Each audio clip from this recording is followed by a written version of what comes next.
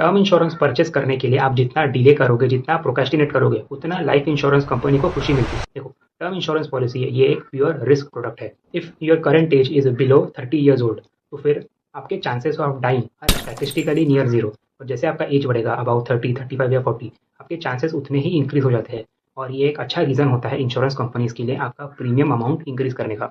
जैसे आपका एज बढ़ेगा वैसे आपके लाइफस्टाइल हैबिट्स भी चेंज होंगे। चांसेस है आप स्मोकिंग या फिर ड्रिंकिंग भी एक्टिवली करोगे, शायद से जिम या फिर फिटनेस पे इतना ज़्यादा ध्यान नहीं दोगे। अगर आप ऐसे सेक्टर को बिलोंग करते हो जहाँ पे आपको 10, 12 या 15 वर्किंग आवर्स कंटिन्यूसली स्क्रीन के सामने या फिर ऑन साइट रहना पड़ता है, फिर कंटिन्यूसली ट्रैवल करना पड़ता है, stress, hypertension, diabetes, lifestyle diseases होने के चांसेस भी बढ़ जाते हैं और डिप्रेशन का भी चांस बढ़ जाता है। का अगर कोई रिसेंटली एक्सीडेंट हुआ रहेगा, कोई मेडिकल डायग्नोसिस रहेगा, तो फिर ये सारी चीज़ें भी एक life insurance company factor in करती है। एक इंश्योरेंस कंपनी डिसाइड कर सकती है कि आपका इंश्योरेंस प्रीमियम कितने परसेंटेज से इंक्रीज करना रहेगा, 20%, 25% या अप टू 50%।